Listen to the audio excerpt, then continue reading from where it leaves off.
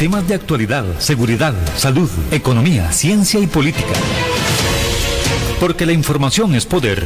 Durante los siguientes 60 minutos, esta quedará al descubierto. Con usted al descubierto.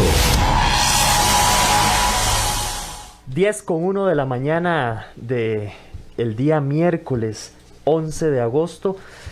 Hoy estamos tratando un tema que a todos ustedes les interesa, como lo es el tema de la violencia intrafamiliar, haciendo una referencia exclusiva al tema de la mujer como víctima. Recuerde, tenemos a su disposición el número de WhatsApp 8996-3096, al cual usted puede enviar su consulta, su opinión, su crítica. Como todos los miércoles, tenemos invitado especial en cabina. Muy buenos días, Eric, y a todas las personas que nos escuchan aquí en su programa Al Descubierto, en su radio actual con cobertura en todo el territorio nacional. Hoy tenemos invitada de lujo. Hoy nos acompaña doña Rosey López Monge.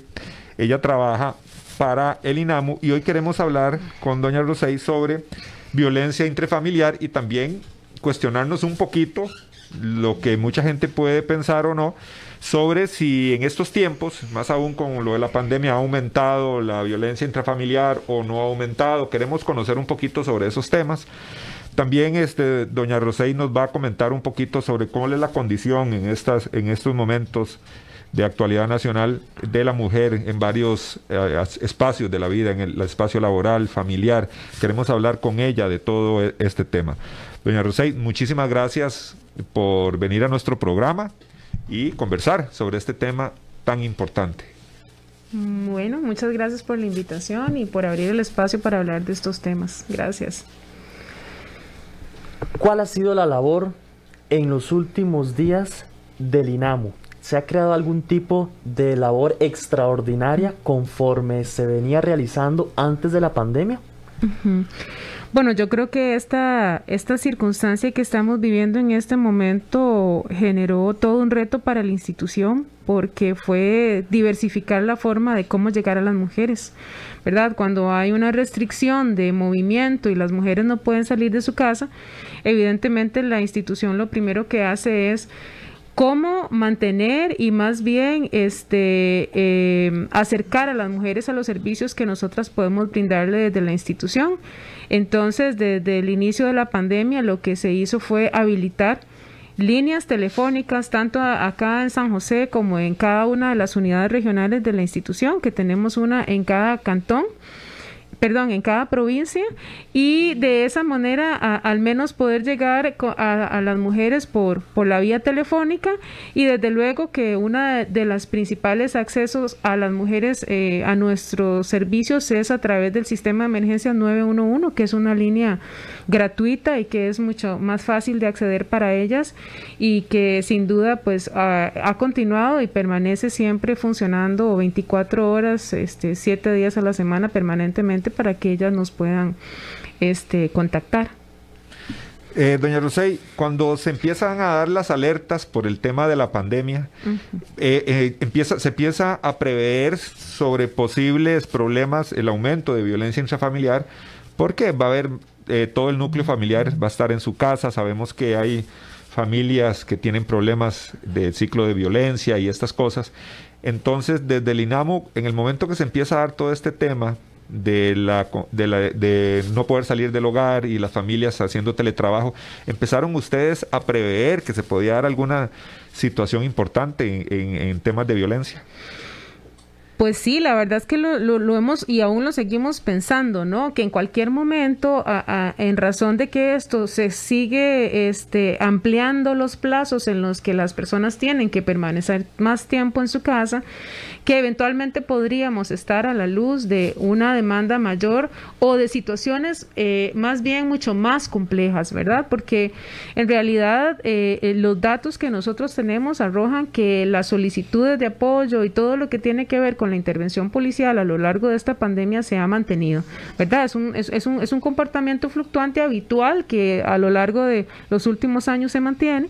Sin embargo, lo que nosotras hemos obviamente detectado es que las circunstancias o las condiciones materiales de las mujeres en las que viven violencia, pues desde luego son mucho más complejas y mucho más adversas, ¿verdad? Las ponen en un lugar de mucho más vulnerabilidad, porque sin duda alguna esto implica un golpe para toda la familia, a nivel económico, a nivel de acceso de oportunidades de trabajo, a nivel del cuidado de los hijos y las hijas, el tema de los dependientes, el tema de que hay que estar vigilando la salud de la familia, etcétera, y eso habitualmente, y por un tema de un patrón social y de cómo nos han de alguna manera programado a los hombres y a las mujeres, son tareas que históricamente nosotras somos las que lo hemos asumido.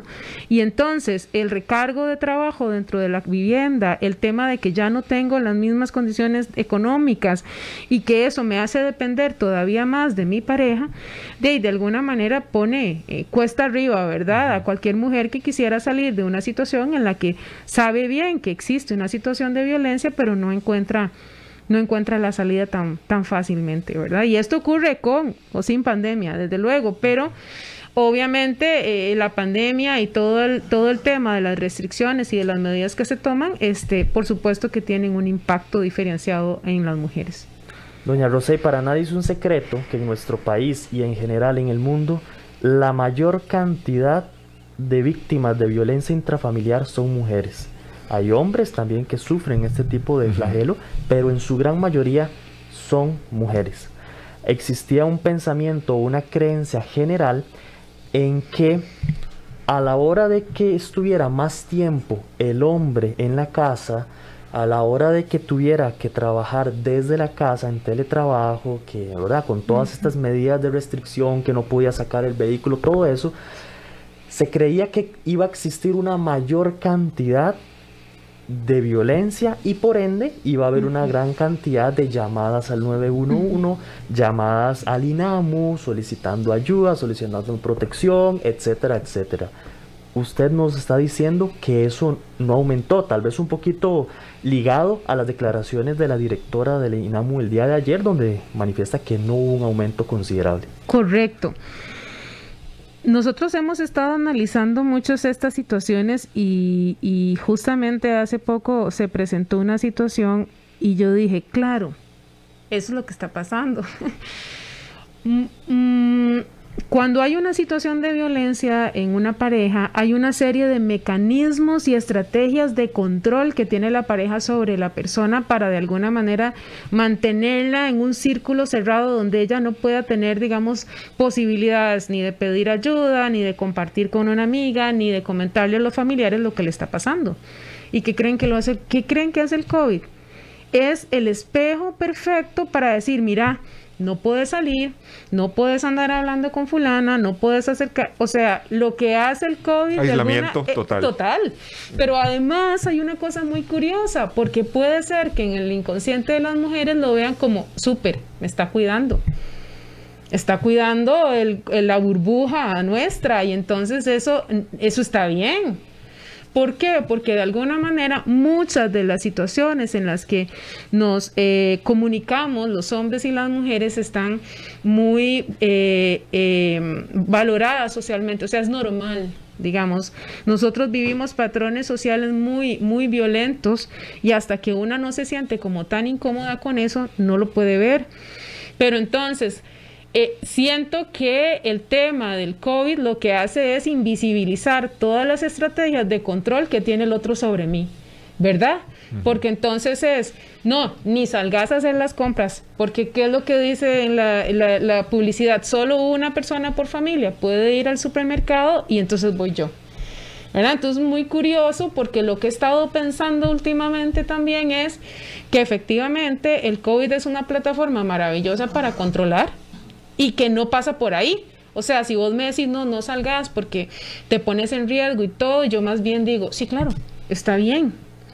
Pero, y es mucho más difícil para las mujeres y para quienes conviven tanto tiempo juntos ver eso como parte del control. Claro, hay una justificación. Desde luego, y además sobrevalorada, porque me estás cuidando, ¿verdad? Porque me estás protegiendo. Entonces, más bien, en lugar de verlo como un acto de control, lo veo como un acto de amor, ¿verdad? Y de protección. Y entonces, a veces para las mujeres estar en situaciones de violencia se complejiza mucho poderlas visibilizar porque como a nosotras socialmente nos han construido que el amor es estar preocupado por el otro, controlarla, mantenerla vigilada, saber con quién está, entonces desde luego se hace más difícil poderlo ver ¿verdad? En lo cotidiano con una pandemia que tiene la particularidad de que hay que tomar medidas de protección donde te restringen el espacio, el tiempo, las actividades. Las relaciones interpersonales todo. Totalmente te las restringen, cortaron. Claro. Y entonces, claro, aquí el tema de cómo, bueno, y lo hemos visto mucho, de cómo el tema del compartir se ha convertido en todo un reto y se ha cambiado por el tema de las redes sociales, de usar plataformas, de hacer reuniones virtuales. Pero no es mucho más complejo poder a una mujer tener acceso a tener reuniones, digamos, no sé, con sus amigas o con su familia de manera virtual sin que él sepa qué está haciendo y con quién lo está haciendo, porque estás viendo pantalla. Y una cosa, estamos hablando de cierto perfil de población que tiene acceso a computadora, porque ustedes hablan mucho sobre el teletrabajo y que las mujeres en su casa y demás. Pero aquellas mujeres que tienen circunstancias mucho más complejas a nivel económico, que estamos hablando de mujeres que hay una brecha digital entre las mujeres, ¿verdad? Y nosotros, por ejemplo, hemos tenido dificultades para acceder a las mujeres en plataformas para trabajar en grupo, porque las mujeres nos dicen, es que si yo gasto los datos en la reunión que el INAMU me va a invitar, no tengo los datos para hacer las tareas con la maestra que tiene el chiquito que hacer. Entonces uno se queda así como, wow, porque son realidades que uno no se cuestiona, porque vos tenés el internet de tu trabajo, tenés el wifi de tu casa, bla, bla, pero estas mujeres te dicen, no tengo datos, y si usted me dice que me conecto a una reunión en Zoom o en Teams con el INAMU, no tengo con qué. Sí, eso yo tuve, doña Rosey, eso yo tuve la oportunidad también de haberlo leído en alguna oportunidad, ¿verdad? Que todos estos elementos tecnológicos, a como las fuentes laborales se vuelven más tecnológicas, se va creando un rezago referente a algún grupo de mujeres. Y yo creo que eso es un tema muy interesante, ¿verdad? Porque ahora muchos trabajos se están basando en lo que es la tecnología. Desde luego, y eso te deja por fuera, ¿verdad? Porque entonces vos decís, sí, trabajo virtual y acceso a otro tipo de oportunidades de trabajo. Lo que pasa es que las mujeres de previo sobre la base no tienen acceso a ello, porque las mujeres que están en condiciones de pobreza, la mayoría de ellas no tienen, por ejemplo, formación académica, no tienen tampoco acceso a lo digital. Entonces ya de una vez ahí, una de las cosas que se ha también como discutido mucho en relación a la pandemia es cómo esto va a recrudecer las desigualdades sociales, ¿verdad? Porque va a haber un grupo de personas que desde luego van a tener una plataforma que les va a permitir, como dicen ahora, reinventarse, ¿verdad? Y hacer otros proyectos y otras cosas, pero habrá gente que no. Y entonces yo creo que ahí un parte del debate y del reto que tiene que plantearse la institucionalidad pública es cómo vamos, ¿verdad?, abordar integralmente y desde luego desde una perspectiva de género, sabiendo que las mujeres vivimos nuestra cotidianidad y nuestras condiciones materiales distintas, para que no se queden rezagadas, para que no las dejemos excluidas absolutamente de los recursos de trabajo, de educación, de protección, de seguridad, etcétera. Nos dice nuestra amiga Lucrecia Parra, no ponen denuncias porque el hombre está en la casa. Además, ha aumentado el abuso infantil. Doña Rosey, ¿será eso? ¿Será que al estar el hombre ahí, me refiero al hombre, volviendo a la misma suposición de que la mayor cantidad de personas que sufren violencia son mujeres por parte del hombre? ¿No será que porque el hombre está ahí, la mujer está siendo agredida, pero no encuentra la manera de hacer esa llamada? Porque está el hombre ahí controlando. Sí, es precisamente eso, la cercanía física y el que estén conviviendo tanto tiempo le impide a ella incluso tener la posibilidad de un espacio sola, ¿verdad? Para buscar algún mecanismo de apoyo, ¿no? Una de las cosas que nos ocurren, por ejemplo, cuando es una atención habitual, las mujeres aprovechan, por ejemplo, los términos o los periodos en los que los chicos están en su hora de escuela, por ejemplo. Entonces, mientras los chicos están en su escuela o ella igual sale a trabajar y tiene un periodo en el que puede hacer algún mandado o algo, llegan a la oficina de nosotros. Entonces, todo ese tipo de recursos ya no los tiene, ¿verdad? Entonces, sí, es complicado porque incluso pensar en que hay una situación de violencia y que alguno de los dos es positivo COVID y que entonces todo el tema del manejo de los protocolos de atención y incluso de cómo las instituciones nos hemos tenido que reinventar en el sentido de que, aunque sí sea, ella va a requerir que llegue la fuerza pública, va a requerir que sea trasladada a un juzgado de violencia, eventualmente requerirá, si la situación es de muchísimo riesgo, ofrecerle algún recurso de protección como un albergue o alguna alternativa con otro programa. Y todo eso ha implicado que desde la institución, aunque aún no hemos estado en ese escenario, eventualmente podría ocurrir. ¿Y qué vamos a hacer con esa mujer y con sus hijos e hijas que van a necesitar un recurso de protección, pero que tienen COVID, digamos? Y son preguntas que nosotras nos hemos hecho y a partir de eso, desde luego que la institución ha venido trabajando en protocolos, en alternativas, incluso valorar otro tipo de recursos como, no sé, hoteles transitorios para que, ¿verdad?, poderle ofrecer a las mujeres un lugar seguro, ¿verdad? Y también proteger a las otras mujeres que ya están en estos recursos de INAMU, por ejemplo, u otros donde puedan convivir con otras mujeres. Aparte del 911, ¿se habilitó por el tiempo de pandemia alguna otra línea para atención? O algún medio electrónico. Sí, bueno, las mujeres inclusive es muy interesante porque el Facebook es uno de los mecanismos que más utilizan para contactarnos. Entonces, lo que hacemos es que a través del Messenger o de cualquier mecanismo de comunicación de esta red social, los compañeros van derivando a lo interno de la institución cuál es la persona más competente para ofrecerle alguna asesoría a la mujer y nos trasladan el caso. Entonces, cuando son todas aquellas situaciones de violencia, pues obviamente son derivadas al departamento en el que yo pertenezco. Pero igual, si es una situación que tiene que ver con emprendimientos, con situaciones de pobreza, con acceso, digamos, a algún tipo de servicio, también se deriva al departamento que le corresponda. Luego, la línea o el número de teléfono de la Delegación de la Mujer, que es la oficina en la que se dedica a la atención presencial o a la atención directa de las mujeres, también ellas tienen habilitado un número de teléfono donde las mujeres pueden llamar y igual internamente ahí a la hora de hacer la llamada e indicar cuál es su situación, se le deriva a alguna de las compañeras que trabajan habitualmente ahí, que puede ser una trabajadora social, una psicóloga o una abogada, dependiendo de la solicitud de información que ella esté haciendo. Y también en las unidades regionales, en cada una de ellas hay una psicóloga y una abogada destacada en la atención de la violencia, donde también las mujeres pueden, digamos, acceder para hacer sus llamadas. Estas unidades hay una en Limón, en San Carlos, Guanacaste, Liberia, Zona Sur, Río Claro, Punta Arenas, en El Roble. Y también ellas hacen un rol de atención presencial. Entonces, igual, si la mujer necesita y puede trasladarse a cualquiera de estas oficinas para ser atendida, va a encontrar el personal encargado y especializado para atender lo que ella en ese momento necesite.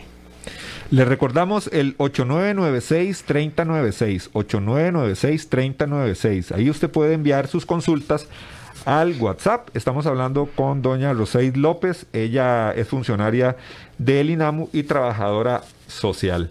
Trabajadora social, ¿verdad? Sí. Ok. Sí. Doña Roseid López amablemente nos acompañó. Doña Roseid, en el tema de la violencia doméstica, sabemos que hay violencia física, sabemos que hay violencia sexual, inclusive patrimonial y violencia psicológica. Cuando hablamos en este momento de que un probable abusador tiene los mecanismos en este momento, por medio de la pandemia, de limitarle a esa persona el acceso a comunicarse con otras personas, a visitar a alguien, son recursos solapados, digámoslos así, que tiene la persona para estar ejerciendo algún tipo de violencia psicológica. Pero es más fácil que una persona que está dentro de un ciclo de violencia psicológica, cuando son golpes, la persona inmediatamente lo identifica, pero a veces hay víctimas que ni siquiera saben que son víctimas, digámoslo así, de violencia psicológica. ¿Cómo entra la persona o la mujer, en este caso, en conciencia de que es víctima de la violencia psicológica? Eso es muy complejo, porque como yo les señalaba anteriormente, como ya hay patrones de convivencia que son habituales, entonces lo ven como normal. Se ve como algo normal. Entonces yo sí pienso que cuando hay una situación, como usted lo señalaba, de violencia física o violencia sexual, casi siempre estas manifestaciones están conviviendo, ¿no? Porque no es que el agresor solo utiliza una forma de violencia, sino que en la convivencia se generan varias. Entonces, por eso es que a veces las mujeres sentimos como que no tenemos una salida, porque las situaciones de violencia nos van de alguna manera también minimizando el valor propio, digamos, en el sentido de que son muchas situaciones las que yo vivo y me agobian y me siento cargada, cansada. Entonces, en una situación emocional como esta es mucho más difícil estar alerta y pendiente de cuáles son las cosas que tal vez inclusive me hacen sentir mal porque estoy cansada, o sea, ya no quiero, mejor evito, ¿verdad? Evito situaciones, evito conflictos, evito discusiones porque es mucho. A veces hay, como usted lo señala, círculos de violencia que tienen muchos años en las relaciones de pareja, y una cosa que nos alerta muchísimo es que nos han ingresado llamadas de mujeres que inician una convivencia y en pocos meses la violencia se detona, ¿verdad? O sea, tal vez tienen una convivencia de menos de un año y durante ese periodo ya han vivido eventos muy fuertes, violentos con la pareja, lo cual antes quizás ocurría, pero las mujeres no lo hablaban hasta que pasaban mucho tiempo. Creo que eso nos alerta en positivo, en el sentido de que las mujeres ahora tenemos más elementos o instrumentos para determinar que efectivamente la convivencia con esa persona es violenta, ¿verdad? Y además, de pronto eso significa que también estamos desmontando eso que para algunas parejas es habitual, pero ya no debería serlo o ya no lo es. Entonces yo creo que hay cosas, digamos, despertares que nos dicen que si una chica con muy poco tiempo de convivencia ya está viendo alertas y busca ayuda, es porque ella se dio cuenta muy pronto que así no era como se tenía que convivir, que eso no era lo que ella esperaba de una relación de pareja. Entonces eso es bueno. Y lo otro es que muchas veces quizás para otras personas es más evidente que para ella misma. Entonces nosotros recibimos muchas llamadas de familiares y de amigas preocupadas y preocupados también, hombres solidarios con ellas y que consideran que sus amigas o sus familiares viven situaciones de violencia y se preocupan.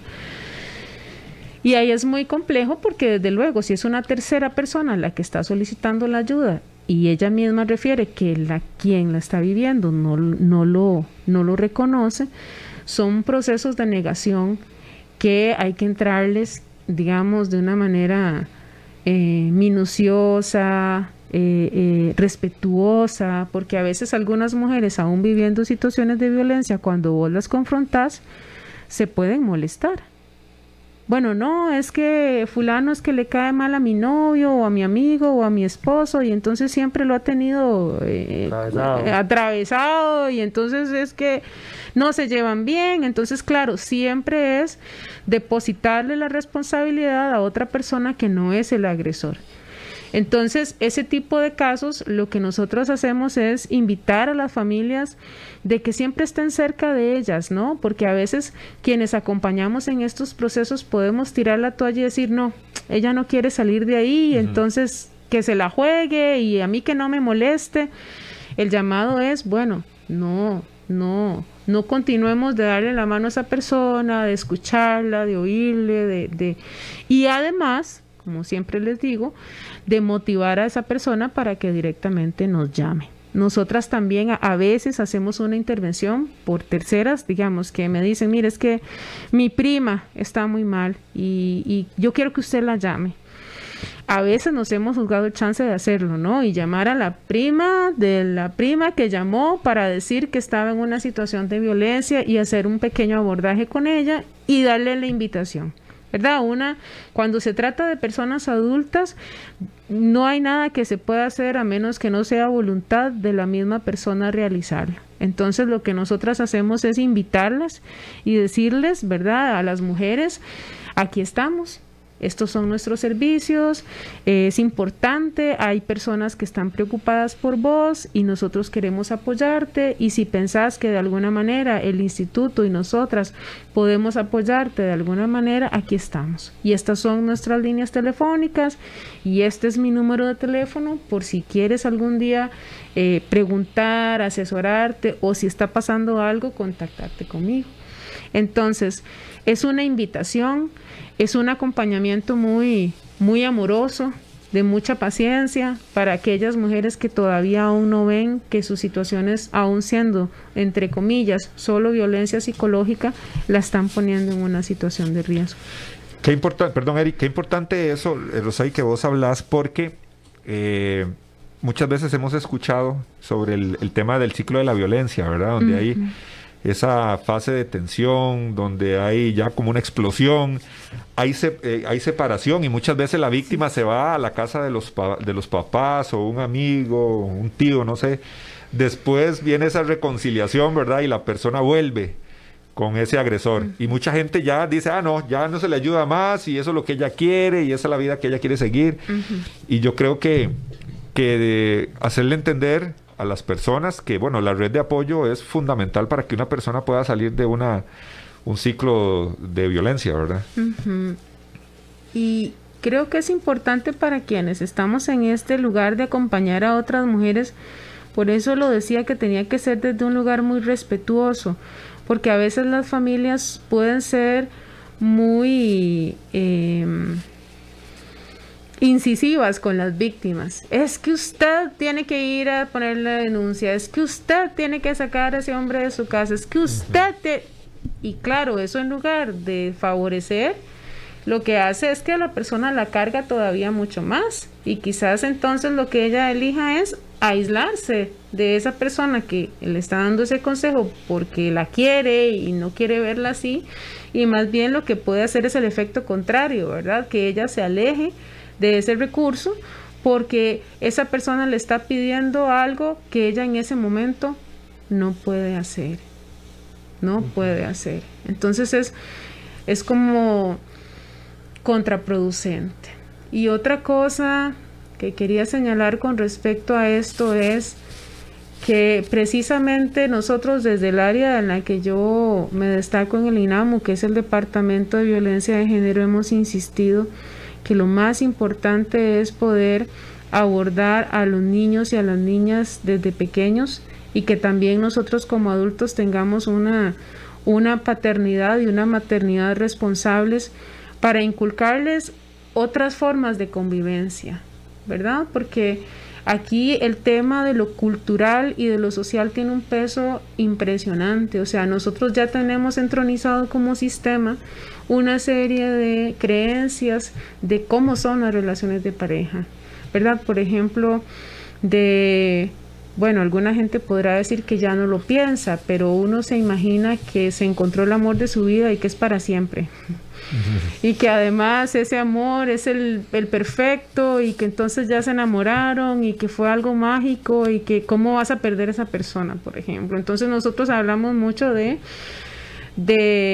construir y reconstruir ese pensamiento de amor romántico, por ejemplo, que parece que a la luz de esta discusión no tiene mucho sentido, pero al final es lo que sostiene una relación de violencia. No, yo lo voy a salvar, no, él es el papá de mis hijos, no, es el hombre del cual yo estoy enamorada, o no, es el hombre que en algún momento sí va a cambiar.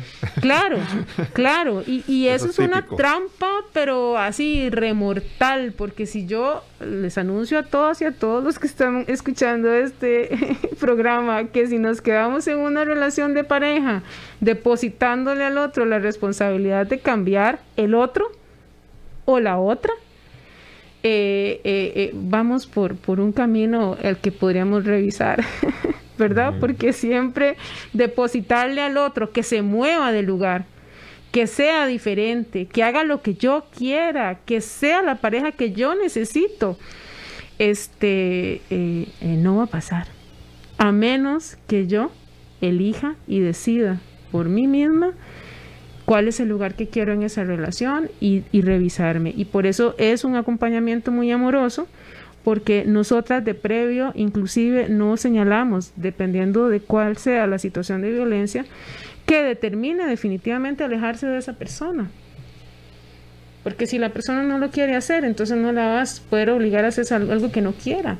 Pero si nos da la oportunidad de acompañarla y de que ella piense de manera distinta y sienta de manera distinta esa relación, de pronto puede hacer que ella elija quedarse ahí, pero desde otro lugar. O que definitivamente diga, ¿qué estoy haciendo aquí? Claro. Me voy, o hago un plan, o hago un proyecto, o organizo los recursos que tenga, aunque sean poquitos, para que en la mínima circunstancia yo pueda elegir irme de ahí, ¿verdad? Porque siempre es posible, aún en las condiciones materiales más adversas, es posible pensar que nosotras las mujeres podemos estar en un lugar mucho más amoroso, mucho más respetuoso de nosotras mismas y de quienes están con nosotros.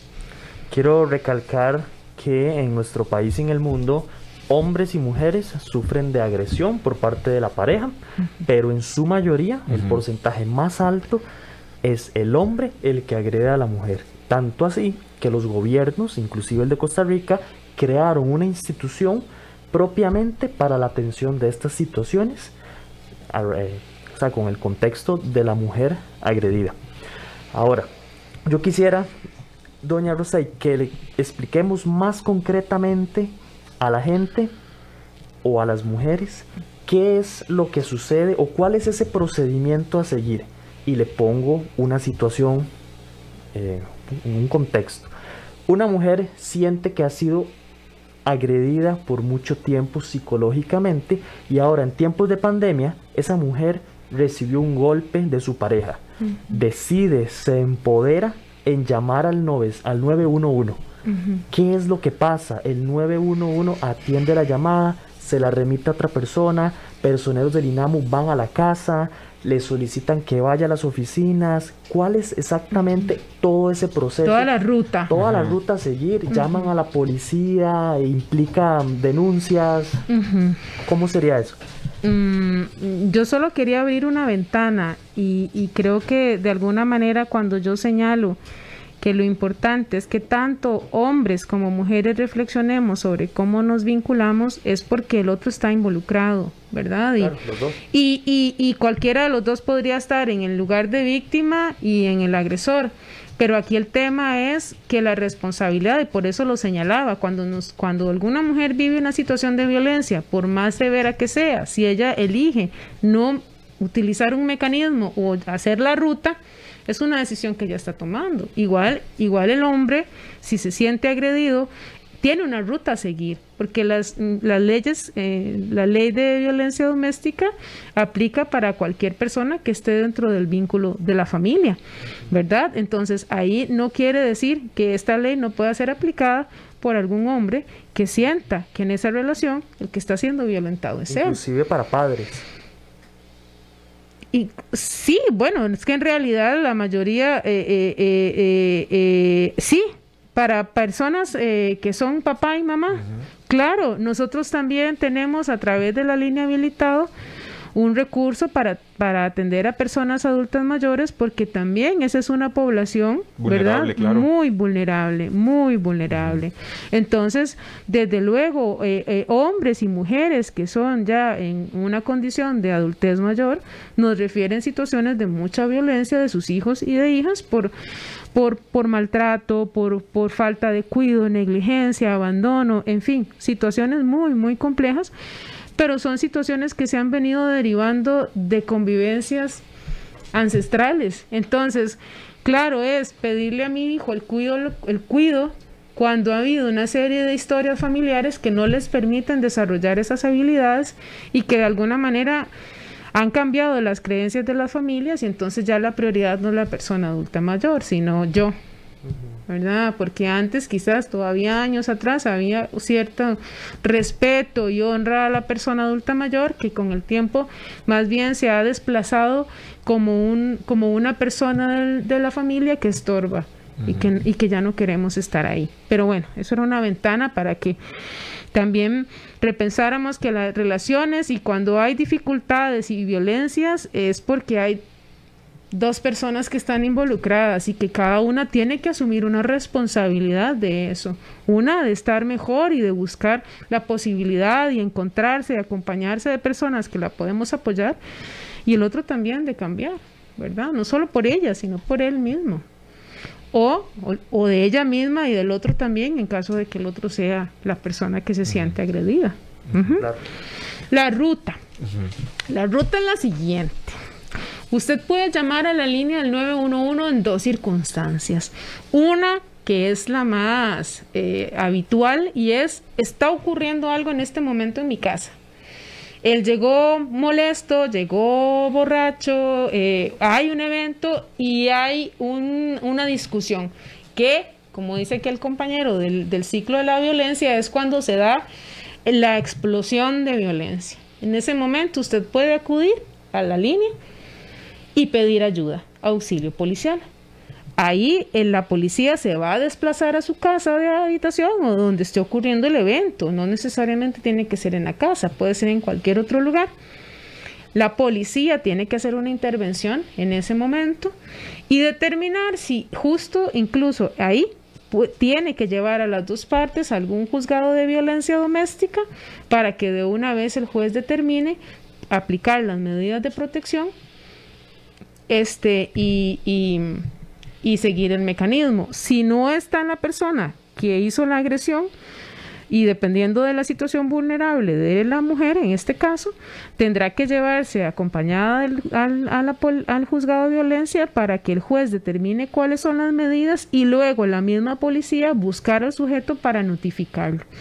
Esto es muy importante. Si yo pongo medidas y él no ha sido notificado formalmente, es como que no aplicasen, porque usted no puede determinar que esa persona incumplió las medidas a menos que de previo no supiera que ya las tenía. Y eso es un tema porque a veces, obviamente, quien hace la situación de violencia se esconde, no aparece, y es muy complejo porque la policía tiene, o la persona notificadora del juzgado, entregarle a la persona y decirle: usted no se puede acercar a esa persona, no la puede molestar ni perturbar. Eventualmente, cuando yo solicito que la persona salga del domicilio, en algunas circunstancias también la policía acompaña al sujeto y le dice: bueno, usted tiene que sacar todas sus cosas de aquí y salir de la casa, ¿verdad? Y eso se hace acompañado porque, desde luego, haciendo eso la víctima sola podría ser más bien un escenario de mucho riesgo para ella, ¿verdad? Porque ella no lo va a sacar, va a requerir apoyo de la policía para hacerlo. Ese es un escenario. Posterior a eso, nosotros hemos insistido mucho que cuando una mujer solicita medidas de protección y ella siente la necesidad de seguir o de tener un recurso de apoyo mayor, es importante que lo haga, porque la medida de protección no es en sí misma una solución, ¿verdad? Es una situación en la que yo decido sacar a mi pareja de la casa, pero la situación de violencia se mantiene.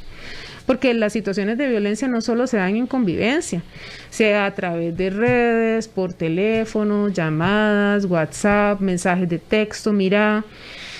Y ahí los comportamientos de los agresores pueden ser tan diversos como, mira, te vas a arrepentir, y bueno, y la violencia puede venir en escalada. Por lo que hiciste, te voy a matar y te voy a hacer esto y ahora te voy a dar por lo que más te duele. Esos son mensajes típicos, lamentablemente. O el otro extremo, mira, lo siento, esto no va a volver a ocurrir, me haces falta, quiero... Aquí el tema de las paternidades es muy complejo porque, claro, están los hijos y las hijas de por medio.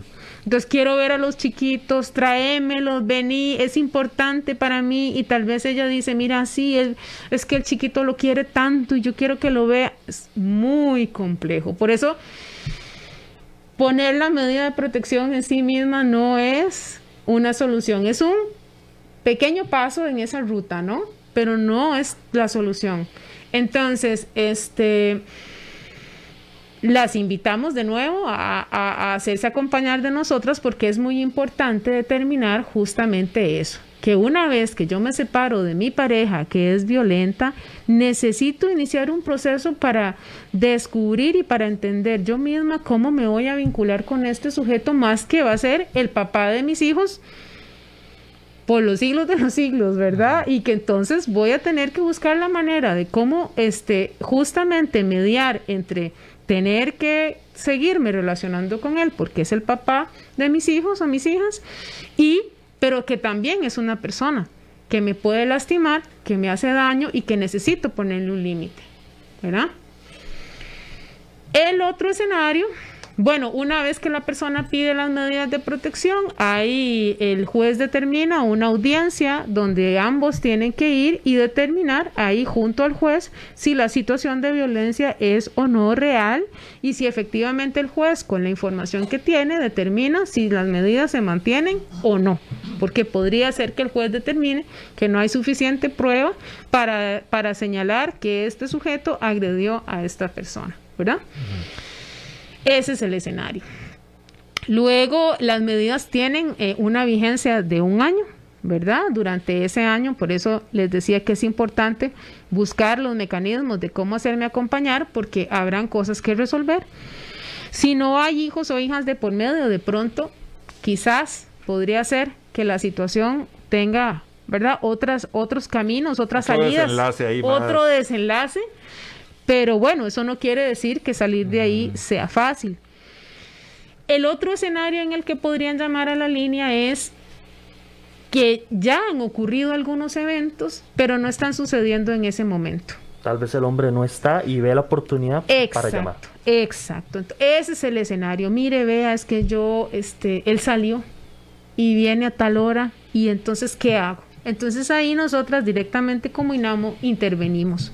Ya no se le envía a la policía porque no es un evento en el que ella necesite en ese momento una intervención, sino es asesorarla. Todas estas cosas que yo estoy diciendo en este momento, muchas mujeres no lo saben, o tal vez en el momento o en la crisis no lo van a entender. Por eso es importante que cuando alguna mujer quisiera tener esta información de previo, nos llame. Entonces, ¿cuál es la tarea nuestra? Bueno, nosotros no tenemos los recursos suficientes como para ir a buscarla a ella y hacer una intervención directa, y además en tiempos COVID creo que tampoco sería la salida, pero en este caso, por ejemplo, cuando ella llama a la línea, se va a encontrar un equipo de profesionales, compañeras, que le van a indicar esto. Bueno, ¿cuál es su situación de violencia? Revisamos con ella qué es lo que está pasando. Y entonces ya ella empieza, ¿verdad?, a relatar las situaciones que ha vivido. Entonces, en razón de eso, una de las cosas que nosotros siempre tratamos como de devolverle a las mujeres es, ¿qué querés hacer? ¿Verdad? Porque yo desde afuera le digo, no, sí, usted tiene que sacarlo, como la familia. Claro. Usted tiene que sacarlo. El consejo del amigo o la amiga, ¿verdad? Exacto. Aquí la diferencia es que va a haber una experta que le va a poder devolver a ella cierto poder y decirle, ¿qué querés hacer? ¿Qué has pensado que querés hacer? bueno, es que yo no puedo. O sea, cuando uno está en una situación de crisis, uno se bloquea y entonces no ve salidas y entonces no sabe qué hacer y tal vez tiene la información, pero caramba, no sé cómo hacerlo. Entonces, para eso estamos nosotras, para indicarle a la persona, para devolverle ese poder, aún en una circunstancia de muchísima vulnerabilidad, de pobreza, de tristeza, de desesperanza. Hay una posibilidad de que esa persona recupere su poder y diga qué quiere hacer. Entonces nosotros le damos la alternativa. Y si todavía aún así está pegada, nosotros le decimos, bueno, ¿qué? Estas son las alternativas que tenés. Puedes ir a un juzgado. Si querés y tenés la posibilidad, te podés ir vos de la casa. Ya no existe esa figura de antes en la que uno lo acusaban por abandono de hogar. Si yo estoy decidida a separarme de esa persona y me voy de la casa, de justo esa es la razón por la cual, si son matrimonios, se puede divorciar. Genial, ¿verdad? Pero las mujeres tememos mucho de tomar decisiones sobre el lugar donde queremos estar porque siempre le depositamos al otro. Mi amor, ¿qué quiere hacer? No, lo que usted diga. No, lo que usted quiere. O sea, ese depositarle al otro en tomar decisiones de qué quiere hacer se convierte en un boomerang porque cuando ya me dicen a mí que soy yo la que tiene que ver qué quiere hacer, es como, a ver, entonces, ya me perdí. Entonces nosotros le ponemos los recursos a ella para que ella pueda elegir ese camino. Si ella me dice, mire, yo no estoy preparada, yo todavía no quiero poner medidas, yo no me quiero ir de aquí, esta es mi casa, eso es un temazo, el tema de los bienes familiares, porque entre los dos han construido un hogar, entre los dos han construido una casa, y esa es una de las principales trampas. ¿Por qué me voy a ir yo si esta es mi casa? Y el otro también dice lo mismo. ¿Por qué me van a sacar a mí si esta es mi casa? Entonces, es un tema muy complejo que hay que ir deshilando con ellas para determinar cuáles son las vías por las cuales ambos, teniendo el derecho de la casa, van a buscar a mediar, a buscar un mediador o alguien que pueda determinar qué va a pasar con ese bien. ¿Qué va a pasar con los chicos y las chicas? Porque a veces las familias tratamos a los chicos como un mueble. Es que yo se lo presto tanto y entonces... Como moneda de cambio. Sí, yo le doy al chiquito y usted... O sea, y eso no es así. Entonces, nosotros, si ella me dice, no, mire, yo no quiero poner denuncia, tal, le ofrecemos un recurso de seguimiento y de apoyo. Bueno, si usted está dispuesta y si quiere, puede recibir atención psicológica, social o legal. Mire la casa. Bueno, hablemos con una abogada para que le explique a usted cómo es ese tema de los bienes gananciales. Y nosotros tenemos ese recurso.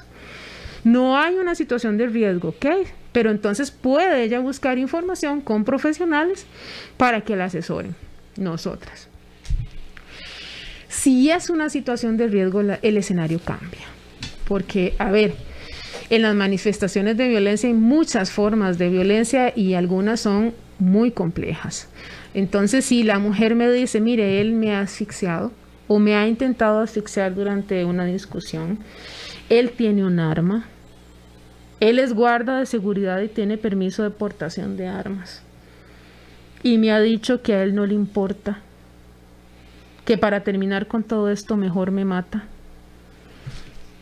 Ahí cambia la cosa. Y entonces lo que nosotras hacemos es, desde luego, un trabajo un poquito, sí, más incisivo, ¿no? Y decirle, mira, estás en una situación de riesgo, exploremos recursos de apoyo. ¿Te podés ir de esa casa? ¿Podés salir en este momento de ahí? No, ok. Nosotros tenemos centros de albergue en el INAMU. ¿Querés un albergue del INAMU? Ahí podría ser sí o no. Si la alternativa es sí, buscamos los mecanismos con policía, con recursos de la comunidad y demás para que ella se pueda salir de su casa, ir a un juzgado de violencia si ella quisiera hacerlo, o si no, buscar las maneras más extraordinarias que ustedes imaginan para sacar a una mujer de una comunidad para que llegue a un centro de albergue nuestro segura, ¿verdad? no es obligatorio poner una denuncia ni una medida de protección si ella quiere salir de su casa por una situación de riesgo muy alto o cualquier otra. No quiero. Entonces la angustia y la pelota se nos devuelve a nosotras como profesionales que las acompañamos, porque nos asusta muchísimo, ¿verdad? Que pudiera ser un escenario de un posible femicidio. Y lo sabemos porque en los últimos meses ya se han venido registrando una serie de muertes de mujeres en manos de sus propias parejas o exparejas. Entonces, cuando es así, le ofrecemos que por favor nos permita acompañarla durante este proceso. Hacemos planes de seguridad con ella. Ok, pensemos qué puede pasar en una circunstancia tal y tal y tal. Si él llega, si está aquí o si ocurre esto, entonces tratamos de hacer un plan de seguridad con ella y decirle, mire, mantenga su teléfono cerca, o tenga un plan con los chiquillos, o alerte a los vecinos o a los familiares más cercanos para que la puedan auxiliar en una situación de mucho riesgo.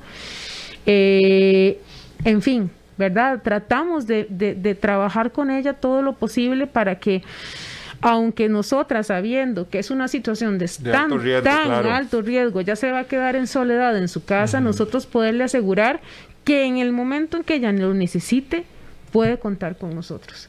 Y que si en ese momento me dijo que no quería el albergue, pero después, unos días después, decide que sí, que ella ya lo vio y lo valoró y que esa es la alternativa que necesita, nos puede volver a llamar cuantas veces sea necesario. Doña Rosy, una pregunta antes de leer mensajes, Erika, una preguntita. No sé si habrá estadística o cómo lo manejan ustedes. Cuando se detecta este círculo de violencia en una mujer que denuncia o llama repetidas veces y sigue en ese círculo, ¿hay una estadística de la intervención de ustedes? ¿Cuántas personas salen o cuántas mujeres logran salir de eso? ¿Un estimado de tiempo? No sé, ¿cómo se podría entender eso un poquito? Leamos los mensajes, ¿no? Ok, veamos los mensajes, está bien. No. Es que en realidad, bueno, estadísticas de, por ejemplo, de cuántas mujeres salen de un círculo de violencia, para ser honesta, no lo tenemos. Pero desde la perspectiva tuya, en tu experiencia.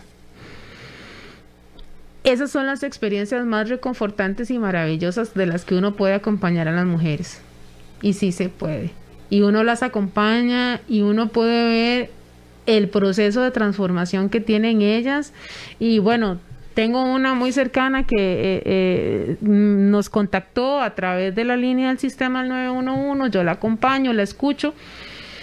Habitualmente ese no es mi trabajo, pero como nosotros desde el Departamento de Violencia somos las que hacemos la valoración de ingreso a los albergues, algunas de ellas yo les digo, o a todas, mire, ahí está mi teléfono de la oficina, si usted necesita cualquier cosa me llama. Pues esta me llamó y me sigue llamando. Y la he venido acompañando desde un lugar de mucho, ¿verdad? O sea, y ella se ha permitido acompañar de mí. Y ya la última vez que yo conversé con ella, yo le dije, wow, cuánto te admiro y cuánto, ¿verdad? ¿Qué valor tenés? O sea, porque ella a lo largo de todo este proceso en que me ha permitido acompañarla, ha hecho unos cambios impresionantes. Y la primera vez que me llamó, es que me va a matar, y una situación de una crisis terrible, y ahora ella determinó, con lo poquito que tiene, organizarse, tomar medidas. Salió de una casa en la que estaba enganchada porque él era el que la pagaba y después dijo no más y se fue.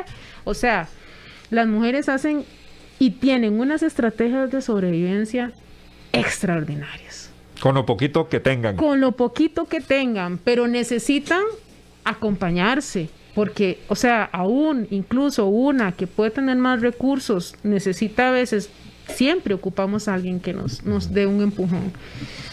Pero hay historias maravillosas, historias de transformación, historias de superación, historias de una sobrevivencia impresionante.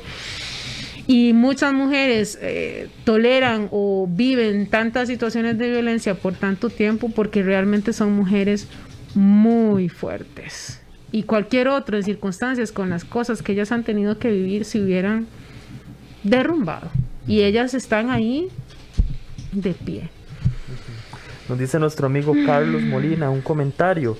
Interesante el tema que tratan. Es increíble que en medio de esta pandemia los índices de casos de violencia doméstica intrafamiliar aumenten más que cuando estábamos en esa situación clínica.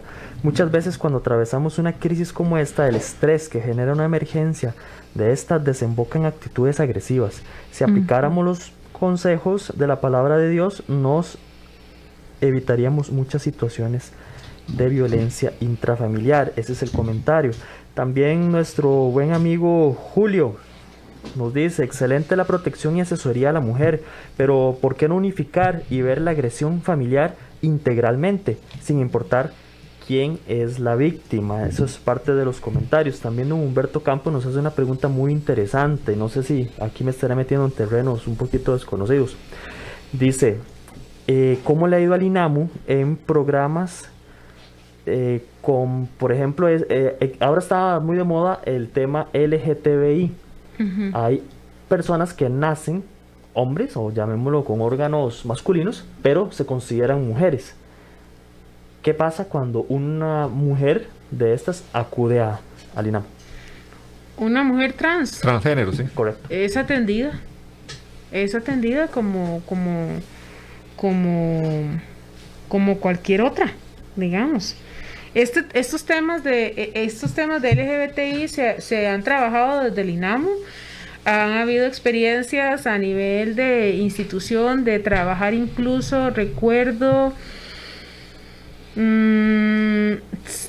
creo que es una estrategia sostenida del programa de Avanzamos Mujeres. Son las mujeres que acceden a este programa a través de Limas y que tienen una situación de pobreza.